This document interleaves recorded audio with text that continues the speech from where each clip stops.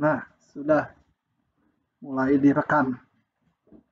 Oh baik, kita pindah ke, oh ya sedikit informasi yang kemarin tutorial kan harus ada sambungannya dikit, saya belum bikin videonya, jadi nanti di-uploadnya besok atau lusa. Yang ini sesudah yang itu juga nanti. Oke, kita masuk ke bab baru, persamaan diferensial. Siap-siap KBF ya, nggak tahu minggu depan kapan nanti diumumkan. Kuis kelas juga belum saya, aduh minggu depan harus ah. Oke, persamaan diferensial. Persamaan diferensial ini kita lihat dulu. Ini baca sendiri aja ya. Bahasa Inggris saya bahasa Inggris Tegal. Saya cuma paham aja, kalau baca nanti intonasinya jelek diketawain kalian. Yang intinya nanti kita di bab ini akan mengamati bagaimana dinamika tuh pertumbuhan atau pengurangan sebuah populasi ya dengan adanya kondisi-kondisi tertentu. Nah, kita lihat mulai yang dulu, persamaan diferensial. Apa itu? Persamaan diferensial adalah persamaan yang melibatkan turunan dari sebuah fungsi. Oke, ini contoh-contoh persamaan diferensial. Ada beberapa istilah. Pengertian orde. Orde persamaan diferensial adalah turunan tertinggi yang muncul di persamaan tersebut. Jadi bukan pangkatnya ya. Jadi yang ini saya sebut PD aja supaya pendek ya, persamaan diferensial. Singkat PD. Ini PD orde 1, PD orde 2. Yang ini meskipun ada pangkat 4 enggak, yang dilihat turunannya. Paling tinggi turunan 3, jadi PD orde 3. Itu ya, orde. Kemudian sebuah fungsi Y, variabelnya nggak harus selalu T. Kalau populasi mungkin T, tapi kadang-kadang juga bergantung ke X, ke ruangnya, bukan waktu. Nanti kita lihat contoh-contohnya. Itu disebut solusi dari persamaan diferensial bila fungsi yang bersangkutan memenuhi persamaan ini. Apa artinya memenuhi? Artinya kalau fungsi ini disubstitusikan ke ruas kiri, juga ke ruas kanan, diperoleh suatu kesamaan. Gitu ya. Oke. Aduh, nggak terlihat ini ketutupan ini ya. Coba saya full screen aja. Nah, ilustrasi fungsi ini dan fungsi ini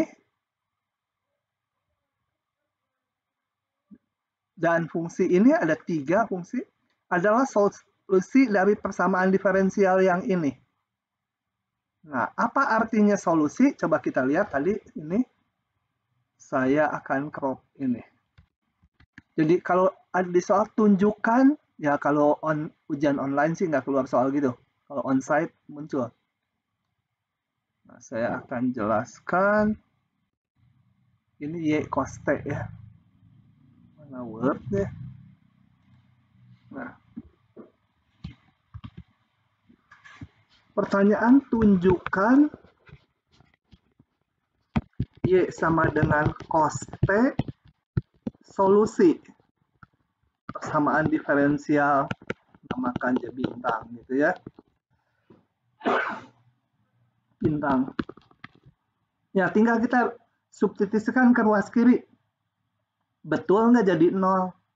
Ya, jadi saya hitung. Y-nya ini, Y aksennya min sin X, Y double aksennya min cos X. Nah, tinggal kita hitung ini betul nggak jadi 0. Saya hitung. Ditambah Y. Kalian jangan hitung tulis gini dulu ya. Kalau gitu ya udah terbukti. Mau dihitung dulu, bener nggak jadi 0. Y double aksen min cos X ditambah Y, Y-nya tadi cos X. Kok jadi X sih? T ya.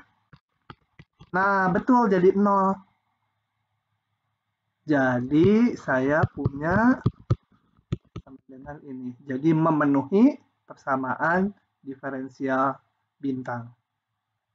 Jadi kalau disuruh menunjukkan solusi, jangan nyari solusinya. Ngapain nyari-nyari susah-susah? Substitusikan aja ke ruas kiri dan ruas kanan sama enggak? Gitu ya. Oke, lanjut lagi.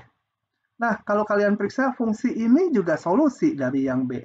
Fungsi ini juga solusi dari yang B. Jadi solusinya kelihatannya banyak. Nah, nanti ada istilah solusi umum. Solusi umum. Jadi Y sama dengan ini, sementara nyarinya dari mana jangan ditanyakan dulu. Ini udah diberikan. Cara nyari solusinya sih nggak terlalu gampang gitu ya. Nah, fungsi ini kombinasi dari sin dan cos dengan AB-nya konstanta itu disebut solusi umum dari persamaan yang B ini.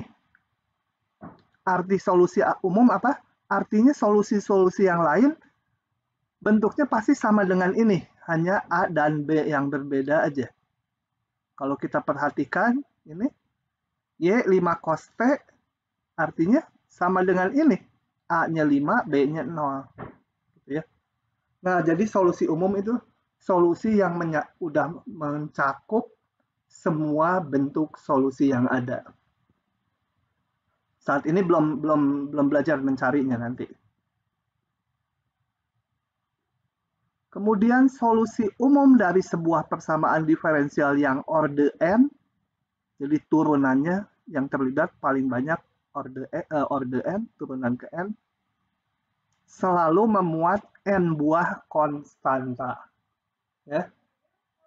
Selalu memuat n buah konstanta. Bila sebuah persamaan diferensial dilengkapi syarat tertentu sehingga konstantanya dapat ditentukan, maka solusinya dinamakan solusi khusus. Jadi kalau solusi umum tadi yang mencakup semua bentuk solusi yang mungkin, kalau solusi khusus itu A dan B-nya udah ditentukan karena diberikan nanti syarat. Oke. Contoh yang gampang dulu. Diberikan persamaan diferensial ini. Jadi kalau nulis gini, kita udah bisa menduga atau memastikan bahkan bahwa Y ini fungsi dari T. Oke. Nah, Y aksen sama dengan ini diberikan syarat ini. Nah, kita akan hitung solusi dari persamaan ini, solusi umum maupun solusi khususnya. Solusi umum ya gampang. Solusi umum tinggal cari fungsi yang turunannya ini. Ya, ini tinggal secara langsung yang turunannya 2T, ya asalnya T kuadrat. Tambah konstanta, jangan lupa ya. Sebenarnya ini diintegralkan gitu. Ya, saya tulis coba ya. Sebentar, harus ngambil pen dulu. Ini dari DY DT, yaitu 2T. Di semester 1 kan udah belajar DY per nggak usah, sama dengan 2dt, kita integralkan dy jadi y, ini anti turunan, lalu udah menjadi 2t, jangan lupa ada konstanta muncul. Jadi PD orde 1 muncul konstanta 1 buah. Nah, ini dinamakan solusi umum. Solusi khususnya itu kalau konstantanya udah dihilangkan dengan menggunakan syarat ini. Masukkan ini. Jadi nilai Y-nya sama dengan 3 saat T-nya 1. Y-nya 3, T-nya 1, C-nya ketemu. Nah, ini namanya solusi khusus. Oke, ya. Ilustrasi grafik dari solusi umum dan solusi khusus dari persamaan di atas. Jadi kalau kita lihat solusi umumnya, saya ambil, dan solusi khususnya, kita lihat. Ini ya, saya crop segini. Masuk sini. Oke, jadi solusi umum dan solusi khusus kalau digambarkan, coba kita lihat dulu. Ini P kuadrat tambah C. Kalau C-nya 0, dia menjadi ini ya. Kalau C-nya 1, jadi ini solusi umumnya ini. Kalau C-nya negatif, boleh juga negatif jadi ini. Jadi itu solusi umum tuh banyak kurva-kurva ya. Sedangkan solusi khusus itu salah satu dari solusi umum. P kuadrat tambah 2. 1, 2. Ini adalah yang ini. Itu yang merah ini ya. Salah satu dari solusi umum. Oke, lanjut. Bapak mau izin bertanya. Ya. Tadi itu kan kalau diintegralin 2T jadinya 2T plus C. Kalau T kuadrat plus C itu dari mana, Pak? Nanti dulu, saya tadi ngitungnya apa? Salah. 2T plus C. Udah saya salah ngitung ini. Ini 2T. Jadi ini P kuadrat ya. Tuh. Oh iya, Pak. Iya, iya. Oke. Lanjut lagi. Coba. Ini hasil dasar pengamatan gitu ya. Coba data di atas menunjukkan perkembangan bakteri ragi. Istilah ini Inggrisnya ya. Yes gitu. Yeast atau apa ya bacanya yeast. Bahasa Inggris saya mah Tegal. Pokoknya ini terjemahan dari ragi. Nah, sebagai fungsi dari waktu. Jadi diamati jumlah bakterinya. Bukan ukuran bakterinya membesar, bukan. Jumlah bakterinya. Ini kerjaan anak biologi dulu. Anak saya kuliah di biologi ya gitu. Nginep di ITB. 2 jam sekali diamati. Kalau ini per jam nih. Itu. Terus jumlahnya tentunya berkembang. Kalau kondisinya bagus. Kalau kondisinya jelek ya bisa aja berkurang, mati gitu ya. Banyak yang mati. Difotoin satu-satu kulturnya, kemudian dihitung. Yang bisa dihitung tuh hanya titik-titik kulturnya ya, bakterinya sendiri nggak kelihatan. Karena hanya dilihat mata kecuali pakai mikroskop deh. Oke, pokoknya ini perkembangannya sampai 36 jam. Nah, walaupun data pengamatannya hanya berupa tabel data, jadi ini data ini ditabelkan, ini waktu dalam jam, ini dalam jumlah bakteri kali 10 pangkat sekian. Ya, jumlah bakteri. Walaupun data pengamatannya hanya berupa tabel data, jadi diskrit datanya, sebenarnya masalahnya kontinu ya. Kita aja ngamatinya hanya di T sekian, T sekian. Sebenarnya ya waktunya berjalan terus gitu. Nggak loncat-loncat. Nah, coba kita lihat kita akan berusaha memodelkan ini. Solusinya gimana gitu. Pengen tahu fungsi Y-nya. Y itu banyaknya bakteri setiap saat. Saya pengen tahu jumlah bakteri setiap saat. Gimana caranya gitu ya. Nah, untuk itu kita lihat dulu ini. Kita perlu memunculkan model matematiknya. Kalau model matematik tuh biasanya nggak cantik. Beda dengan model Peragawati gitu ya. Model matematik tuh bikin susah, tapi bikin pinter. Nah, coba kita mulai notasikan. Misalkan N jadi bergantung waktu, menyatakan populasi ragi pada saat T. Dalam waktu jam. Nah, misalkan setiap satu ragi, individu ragi, mempunyai laju keturunannya segini. Jadi kalau betanya 3, artinya satu ragi dalam 1 jam menjadi 3 gitu ya. Bakteri itu membelah ya. Kalau ada N buah ragi, maka laju keturunannya yang dihasilkan pada saat T adalah ini ya. Kan per individual beta ada sebanyak N ragi, jadi beta kali N. Itu laju tambahan ragi. Sedangkan ada yang mati, misalkan laju kematian per 1 ragi sama dengan mu. Ya, mungkin pecahan mu-nya misalnya sepertiga. Artinya kalau dari ada 3 ragi, ya 1 mati. Gitu ya. Kalau ada N ragi, ya maka yang mati adalah sejumlah laju kematian kali jumlah populasi. Nah, jadi laju perubahan jumlah ragi adalah perubahan ragi terhadap perubahan waktu. Jadi notasinya dN dt yang nantinya ya ini menyatakan turunan gitu ya. Laju itu selalu turunan. Perubahan jumlah ragi terhadap perubahan waktu. Ya, tinggal dihitung yang bertambah dikurangi yang mati. Ini beta min mu-nya bisa saya keluarkan. Ini nggak usah dilihat dulu ya, kirinya. Beta min mu-nya dikeluarkan, saya sebut R. Sehingga modelnya atau persamaan matematiknya menjadi dN dt sama dengan R kali NT. R-nya itu beta min mu. Oke ya, begitu. Nah,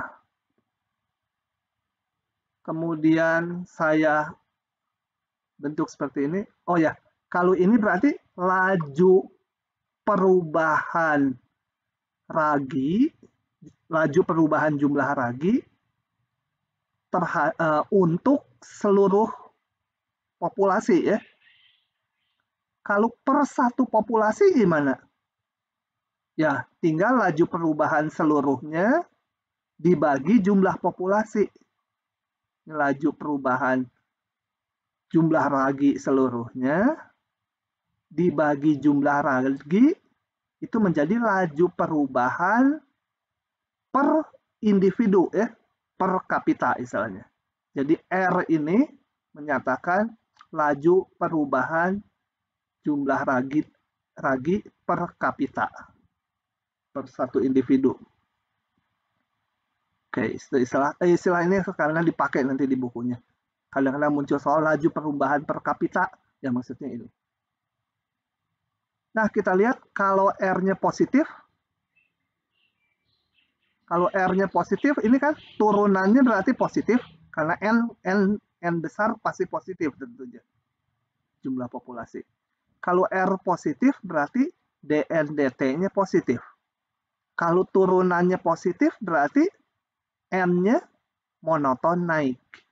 Atau populasinya bertambah. Sebaliknya juga, apa ini juga? Jika R-nya negatif, berarti turunannya negatif, turunan fungsi kalau negatif dia monoton turun atau populasinya berkurang. Ya wajar ya, kalau ini yang laju pertambahannya lebih kecil dari laju yang mati, ininya negatif, ya berkurang bakterinya. Oke, nah solusi dari ini kita udah tahu, yang ini, lupa nggak? Saya tulis juga lah, takut lupa. Crop dulu supaya saya bisa baca ininya. Oke. Sini saya mau nyari solusinya. Untuk ini mah gampang karena beta dan mu-nya tadi konstanta, R-nya konstanta. Ini udah dipelajari di semester lalu ya. dN bagi N gitu sama dengan R dt. Integralkan ln mutlak N sama dengan RT ya. R-nya konstanta, ingat. Jadi saya, ini mutlaknya bisa hilang karena N-nya pasti positif. N-nya pasti positif. Supaya keluar N-nya, kita E pangkatkan. E pangkat ln sama E pangkat ruas kanan. Ini jadi N, E pangkat RT tambah C, Atau bisa kita tulis N sama dengan E pangkat C kali E pangkat RT. Gitu ya. Ini konstanta juga, E pangkat C. Oke, mana? Oh, dia nyebutnya ini menjadi sebuah konstanta besar. Ya, saya jangan C, ini disebut aja D. Ini D, D, E pangkat D, E pangkat D sebut aja konstanta besar. E pangkat konstanta ya konstanta, ya. Tuh dapatnya ini. Oh ya, kita mau nyari apa? Kita mau nyari jumlah populasi setiap saat. Sampai sini apakah udah selesai? Belum, karena C-nya belum tahu. R-nya belum tahu. Saya pengen mencari jumlah populasi yang tadi ini. Nah, yang ini berapa populasinya setiap saat? Saya pengen keluarnya tadi NT sama dengan C-nya pengen tahu berapa. E pangkat RT, R-nya berapa gitu. Ini masih harus dicari. Kalau udah dapat angkanya, setiap saat T kita bisa ngitung jumlah populasinya. Nggak usah diamati, dicatat gitu satu-satu kayak tabel gini. Oke ya. Bagaimana mendapatkannya? Nah, ini berikutnya. Dari syarat awal N0 0,2. Coba lihat lagi. Ini. Ya. Tuh. Yes. Gimana saya supaya bisa geser ya? Wah, nggak bisa ngegeser. Udahlah, kecilin lagi. Kita lihat. T-nya 0, populasinya 0,2. Ini kali 10 pangkat sekian ya. Bukan populasinya benar-benar 0,2 bakteri yang nggak ada gitu ya. Bakteri ya 1, 2, 10, 100 gitu bilangan bulat. Populasi awal 0,2. Kita bisa gunakan untuk menentukan yang tadi. Mana?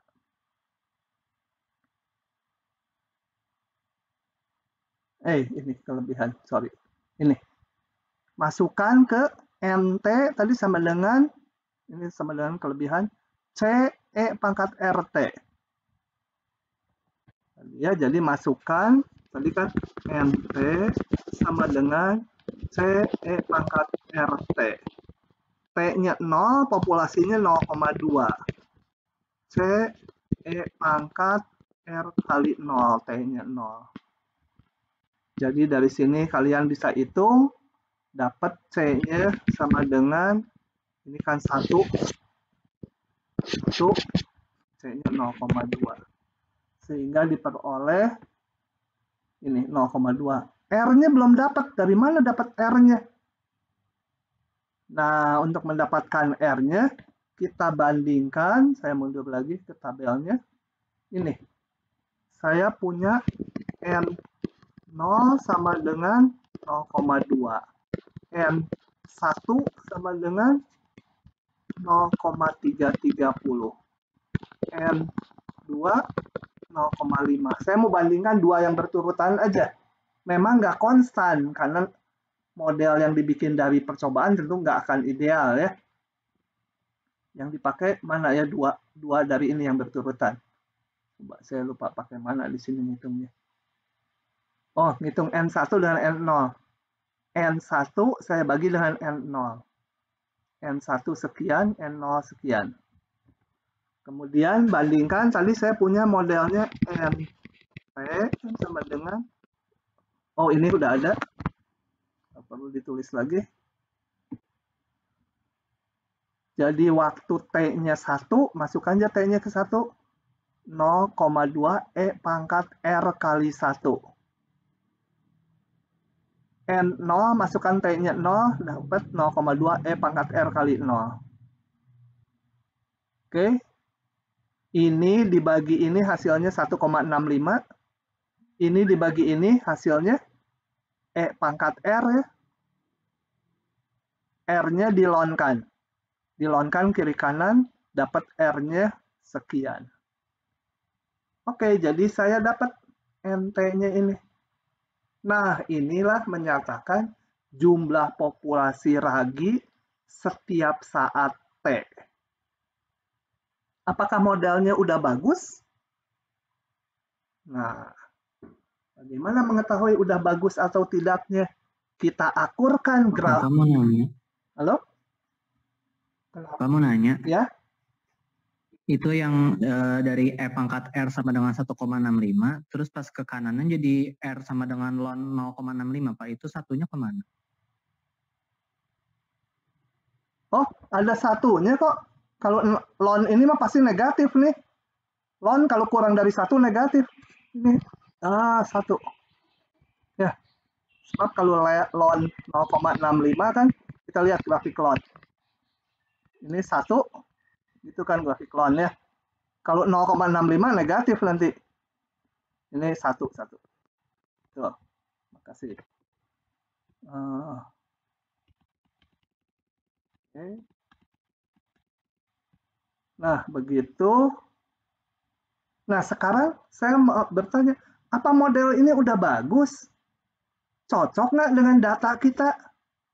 Nah, saya akan coba gambar grafik ini yang hasil dari pemodelan matematik dengan kenyataan percobaan. Nah, kita lihat. Grafik ini kalau digambar, E pangkat kalian udah bisa ya mengira-ngira E pangkat X kan udah tahu. Nah, antara interval 0 sampai 12, yang titik-titik ini tadi data kita sebenarnya hasil percobaan di lab, hasil ngitung. Yang merah itu fungsi yang dihitung dari model matematik. Kita lihat, bagus sekali ini ya. Kalau ya nggak mungkin berimpit. Kenyataan alam dengan model matematik hampir mustahil benar-benar ekivalen sama. Gitu ya. Kecuali yang bikin modelnya mungkin Tuhan. Atau mungkin setan juga rada sakti juga. Nah, ini udah bagus. Tapi kalau kita lihat untuk interval waktu yang panjang, nah ini tadi sampai 12 bagus. Kalau T-nya besar, bentar. Ini ada yang perlu ya. Ada bos nelpon. Saya pause. Oke, saya lanjut lagi. Nah, tadi jadi kalau untuk T yang besar, Pak, ya, silakan. Pak, ya. Rekamannya udah. Udah jalan lagi, ingat. Nah, yang lupa mah biasanya kalau nggak diingetin, kalau diingetin dia udah direkam sebenarnya. Kalau nggak ada yang ngingetin, sama-sama lupanya. Oke ya. Jadi harus diperbaiki modelnya nih kalau seperti ini. Gitu ya. Dan yang biasanya memperbaiki model tuh orang di bidangnya. Model misalkan mengenai jembatan yang bagus ya harus orang sipilnya. Model gelombang harus si orang sipil gitu yang memunculkan model tuh. Matematik itu menyelesaikan persamaannya nanti biasanya gitu ya. Jadi ini kalau saya ditanya gimana memperbaiki modelnya belum tentu tahu, tapi saya pakai yang dari buku saja gitu ya. Oke.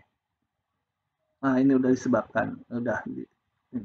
Nah, perbaikan modelnya itu dilakukan dengan sebentar saya mundur, memperbaiki banyak ini modelnya banyak ya. Yang berikutnya memperbaiki nilai R ini. Nilai R-nya ya. Nilai R-nya diperbaiki sehingga modelnya menjadi seperti ini. R-nya diperbaiki. Gitu ya. Nah, saat ini kalian terima aja, nggak akan ditanya perbaikan model ini. Gitu. Diberikan nanti, kalau kalian diberikan, udah modelnya diberikan, hampir nggak menurunkan modelnya, kecuali yang sederhana. Nah, dari sini, kalau modelnya seperti ini, kita mau nyari solusinya lagi. Gimana caranya?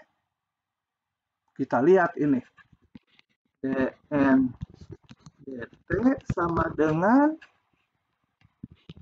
ini saya ganti A dan B dulu ya, daripada nulis, nulis ini angka panjang-panjang A min BN gitu ya. Oke. A dan B-nya konstanta. Ini 0,55 dan 0,0026. Nah, ini kembali saya mau nyari solusinya. A min BN kali N sama dengan DT.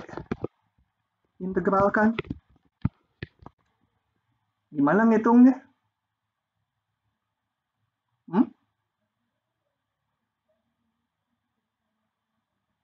Kemarin baru UTS, teknik integrasi, digimanakan ya? Kalau ada integral gini, misalkan yang lain dx per x min 1, x min 2, diapakan tuh? Ya kalau yang ini dalam n. Ini supaya mirip-mirip. Apa? Pecahan, bukan integral parsial, tapi pecahan parsial ya. Dibuat menjadi 1 per A min BN-nya kali N menjadi konstanta per A min BN gitu ya, ditambah konstanta lain per N. Dicari C dan D-nya. AB-nya mah udah tahu ya, AB-nya mah angka. Cari C dan D-nya, baru diintegralkan satu-satu. Saya nggak akan ngedetailkan saat ini. Ya, ini lihat lagi teknik integrasinya. Nah, maka ini integralnya udah gampang. Ini udah gampang, gitu ya. Nah, setelah diintegralkan, kemudian dicari N-nya, akan ketemu N-nya berbentuk seperti ini. Tuh, lihat bab 5 tekniknya. Waktu UAS ya, yang integral dengan polinom bagi polinom. Gitu. Oke, saat ini percaya aja setelah dihitung ketemu ini. Nah, fungsi ini kalau saya gambar, kita lihat dengan sebaran data hasil percobaan, mirip. Bukan mirip, simpangannya nggak jauh gitu ya, di setiap titik. Jadi model ini udah lebih bagus dari yang sebelumnya. Tapi kalau percobaannya diteruskan, misalkan ini naik ke atas dengan cepat, sedangkan ini agak datar, ya nanti diperbaiki lagi modelnya. Dan yang namanya model matematik biasanya ya seumur hidup, karena fenomena alamnya juga berubah-ubah, sangat dinamik gitu ya. Nggak ada satu model yang ideal untuk semuanya pasti jalan. Gitu. Kalau begitu, selesai masalah pemodelannya. Nggak ada kerjaan lagi. Gitu ya. Nah, udah itu sampai situ dulu. Jadi yang bukan sampai situ kuliahnya, tapi modelnya sampai situ dulu. Jadi di persamaan diferensial ini, contoh dari depan sampai saat ini adalah mengenai perkembangan populasi. Ke belakangnya juga semua perkembangan populasi itu yang menyangkut persamaan diferensial. Tapi jangan diartikan persamaan diferensial ini hanya di masalah pertumbuhan populasi aja. Sangat banyak masalah elektro, teknik kimia, mana-mana udah banyak sekali. Biologi kalau di ITB memang kurang matematiknya. Tapi anak saya itu begitu S2, matematiknya banyak gitu. Jadi begitu S2 dia, waktu itu di Belanda, rada keteteran gitu. Karena di S1 di ITB-nya kurang matematiknya. Ya. Jadi kalau ke atas ada masalah biologi yang perlu matematik banyak, ada yang enggak. Tergantung pilihan bidangnya. Kalian di farmasi saya nggak kenal, nggak tahu. Nah, model yang lain, yang namanya model pertumbuhan logistik. Gitu ya. Nah, persamaannya seperti ini. Kita sekarang nggak akan mengamati asal-usulnya, sebenarnya disinggung dikit di semester lalu, logistik. Tapi lebih ke persamaan diferensial ini akan diselesaikan dicari N, fungsi N-nya berapa gitu. Jangan turunannya, mau tahu N-nya. Nah, kita akan ngamati dulu persamaan logistik ini secara kualitatif. Kalau kualitatif, nggak dicari N-nya berapa. N-nya sama dengan fungsinya apa gitu. Enggak. Tapi diamati cenderung N-nya membesar atau mengecil gitu. Atau konstan. Ya, yang akan diamati.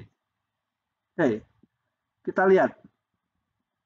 Kalau N kurang dari K. Oh, ini R dan K-nya konstanta positif ya. R dan K-nya konstanta positif. N-nya jumlah populasi berubah terhadap waktu. Kalau N kurang dari K, N lebih kecil dari K, berarti ini ini kurang dari 1 ya. N kurang dari K. N-nya misalkan 100, K-nya 500. 100, 500. Ini kurang dari 1, sehingga seluruh ini positif. Betul? Nah, ini seluruhnya positif. Ini emang positif. Konstantanya. N pasti positif, jumlah populasi. Jadi kalau N kurang dari K, maka DN/DT ini ruas kanan positif. Berarti populasinya bertambah. Kalau saya gambarkan seperti ini. Ini saya mau menggambar, ini jumlah populasi, ini waktu. Misalkan waktu awal, ini saya mau gambarkan dulu N sama dengan K. Ini N sama dengan K. Waktu awal, katakan populasinya N-nya kecil dari K. Waktu awal berarti T0, di sini T0, populasinya kurang dari K. Katakan di sini, lebih kecil dari K. Kita lihat tadi DN/DT-nya akan positif. Berarti setelah waktunya maju, dia akan naik populasinya. Nah, setelah T1, kita lihat N-nya masih lebih kecil dari K. Dievaluasi lagi kayak tadi, DN/DT-nya akan positif lagi.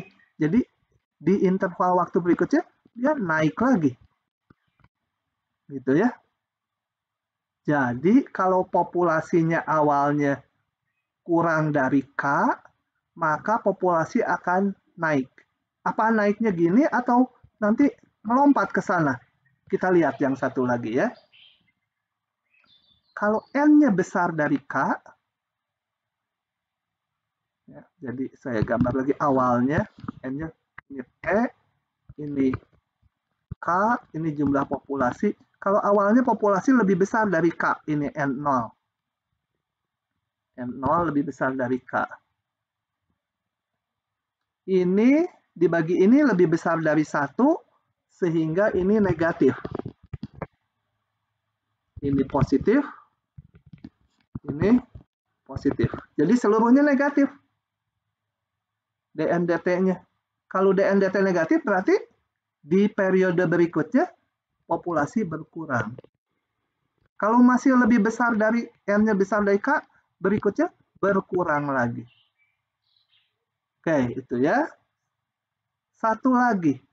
Kalau N-nya awalnya sama dengan K. Jadi populasi awalnya T, ini N, populasi awalnya ini tingginya K. N0-nya sama dengan K di sini. Kalau N sama dengan K, ini hasilnya 0, ruas kanan 0, berarti DN/DT-nya 0. Kalau DN/DT 0, berarti populasi nggak bertambah, nggak berkurang kan? Turunannya 0, artinya N-nya konstan. Jadi kalau dia 0 tadinya, ya 0 terus, populasinya konstan.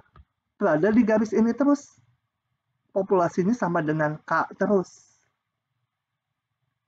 Nah, jadi dari 3 fenomena ini kita lihat, kalau tadinya di bawah K, dia akan naik terus. Masih mungkin gini, populasi kan kita ngamatin diskrit, mungkin aja populasinya awalnya di sini, naik ke sini. Tapi nggak mungkin kayak gini, karena begitu melewati K, akan turun. Nah, gitu ya. Kalau populasinya tadinya 0 di sini, kurang dari K, naik sampai K. Begitu sama dengan K, dia akan konstan. Kenapa? Karena untuk kalau N-nya sama K, nanti berikutnya turunannya 0. Jadi kalau dari, saya ambil warna lain dulu ya, jangan merah terus. Saya ambil warna apa? Nah, gitu ya. Saya mau gambar. Kalau tadinya di sini, kemudian naik sampai ke K di sini. Nah, dia akan konstan terus setelah itu. Gitu ya. Kalau masih di bawah K kan tadi akan naik. Persis K, dia konstan. Nah, dengan demikian dari 3 ini kita dapat simpulkan kalau tadinya kurang dari K, populasi awalnya, dia akan naik mendekati K. Kalau tadinya lebih besar dari K, dia akan turun mendekati nilai K. Kalau awalnya memang N sama dengan K, ya K terus. Gitu ya. Jadi kita lihat ini, kalau T-nya bertambah atau ke kanan terus, maka cenderung jumlah populasi si N ini akan sama dengan K. Jadi kalau penduduk ya di suatu negara, contohnya Belanda itu, dalam jangka waktu panjang mereka penduduknya hampir konstan, sekitar berapa ya, Belanda tuh 14 atau 15 juta. Dari dulu tuh populasinya segitu tuh.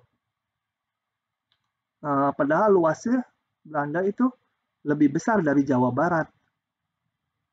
Jadi ya cukup luang ya, nggak padat penduduknya. Dan di negara baju kayak Belanda itu penduduknya nggak ngumpul kayak di kita, ngumpul di Jakarta, Bandung, Semarang gitu ya. Kalau di sana itu kota-kota kecil juga dibangun, malah hidup enak di kota kecil, alamnya lebih enak daripada kota industri kayak Amsterdam gitu. Jadi penduduknya nyebar dan nggak terlalu padat, enak sekali. Tapi sekarang COVID-nya lebih parah dari Indonesia. Karena yang generasi mudanya bandel. Nggak mau PSBB. Sampai kemarin ini demo-demo gitu kan ya. Ngerampok segala. Wah, memalukan tuh. Oke, begitu. Tapi intinya penduduknya, kalau dengan model ini, maka dengan bertambahnya waktu, maka nilai N akan konvergen ke jumlah sama dengan K. Gitu ya. Nah, untuk itu K ini disebut namanya carrying capacity.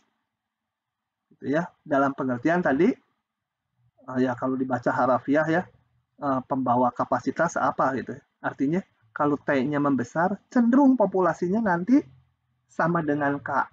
Ya mungkin nggak sama dengan, tapi asimptotik ke K. Oke. Ini apa? Bila N menuju K, oh kita lihat. Kalau N-nya dekat dengan K, ini N dengan K dekat, berarti ini hampir 1. Kalau hampir 1 berarti seluruhnya ini hampir 0 ya. Karena 1 min 1. Ini seluruhnya hampir 0. Turunannya 0 berarti kalau N-nya dekat dengan K, populasinya dekat ke yang garis merah mendatar, maka pertambahan populasinya cenderung 0. Karena turunannya tadi 0, hampir 0. Jadi populasi akan konstan.